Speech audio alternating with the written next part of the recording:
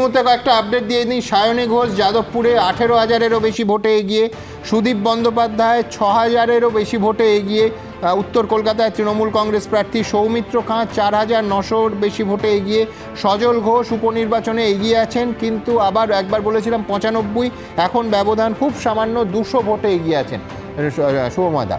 দেখুন, এই সজলদার ব্যাপারটা কিন্তু খুব ইন্টারেস্টিং আর কি। মানে এই বরানগরের রাজনীতিতে যে ধরনের ঘটনা ঘটতো সেই জায়গা থেকে কিন্তু রাজনীতির একটা ধারা পরিবর্তন হচ্ছে। অর্থাৎ বরানগরের একটা যে বাম ট্র্যাডিশন, সেখান থেকে তারপর তৃণমূল কংগ্রেস ক্ষমতা এলো এবং একটা ত্রিমুখী প্রতিদ্বন্দ্বিতা, যেখানে মোটের ওপর তৃণমূল কংগ্রেস এইভাবে এগিয়ে আছে, সেই জায়গায় দাঁড়িয়ে সজলবাবু আপাতত জিতবেন কিনা না হোক, কিন্তু লড়াইটায় আছেন।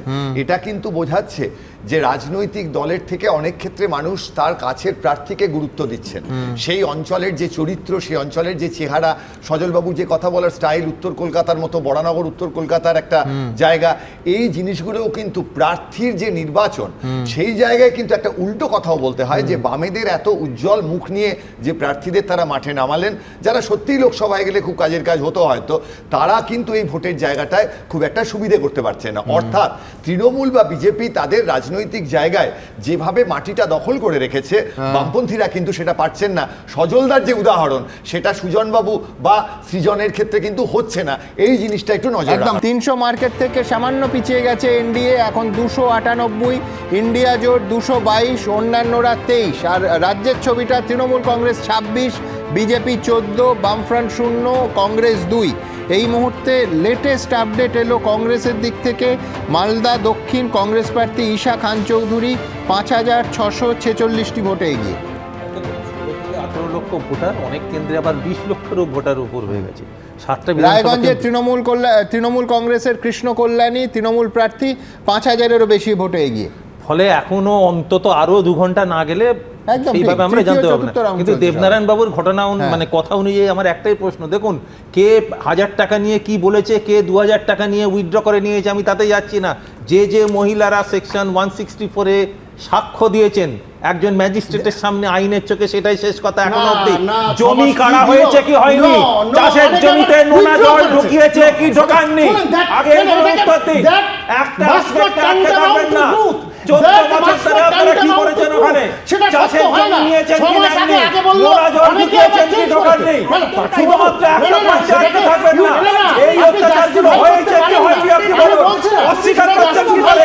আপনার পুলিশ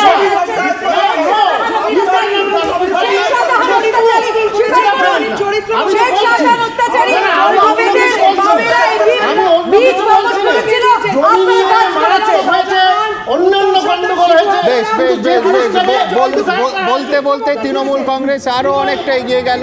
27 তৃণমূল কংগ্রেস, 13 বিজেপি, বামফ্রন্ট 0, 2 কংগ্রেস।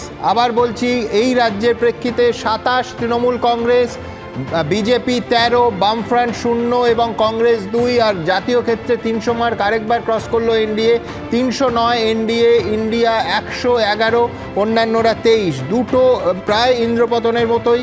দিলীপ ঘোষ, কীর্তি আজাদ এগিয়ে গেলেন এবং এগিয়ে গেলেন 1-2 ভোটে নয়, 23,000-এর বেশি ব্যবধানে কীর্তি আজাদ দিলীপ ঘোষকে পেছনে ফেলে বর্ধমান দুর্গাপুর থেকে এগিয়ে গেলেন। সৌগত রায় লিড কয়েকটা রাউন্ডে ইনিশিয়ালি পিছিয়ে ছিলেন, এখন 8,000-এরও বেশি লিড তুলে দমদম কেন্দ্রে 1 নম্বর প্রার্থীর নাম সৌগত রায়, 3য় নম্বরে সিপিএমের সুজন চক্রবর্তী। কনিনিকাদি সৃজন মানে যাদবপুরের 3য়, দমদমে সুজনদাও 3য়। তবে ওটা দেখুন, ওটা নিশ্চিত তা হবে না, দ্বিতীয়তে আসতে পারবে অবশ্যই তা হবে না। এবং দমদমে তো এবং যাদবপুর দুটোই খুবই ভালো লড়াইও হয়েছে, প্রচারও হয়েছে, সবটা মিলিয়ে। কিন্তু বারবার বলছে ওই যে লেভেল প্লেয়িং ফিল্ডটা, সেটার ক্ষেত্রে তৃণমূল বা বিজেপির যেটা, সেটা তো বামপন্থীরা তো ইলেকটোরাল বন্ডের উপরে নির্ভর করে নেই। ফলে সেইটা আজকে একটা ডাইরেক্টলি না, হাত ঘুরিয়ে নিয়েছে, কোনোভাবে নাই, হাত ঘুরিয়ে নিয়েছে, কোনোভাবে নাই। আরে ডিএমকে তারা এফিডেভিট করে বলেছে, না কেউ যদি কোনো ডিএমকে এফিডেভিট করে বলেছে তাহলে ভিক্ষা নিয়েছে 2500 টাকা। বলি কোনো কেউ একটা যদি কোনো পত্রিকাকে কোনো টাকা দেয়, সেটা ইলেকটোরাল বন্ড নেওয়া বলে না। ঠাকুর ঘরে গিয়ে আমি তো বলা কইনি, আস্তে আস্তে ইলেকটোরাল বন্ড নেওয়া বলে না। আচ্ছা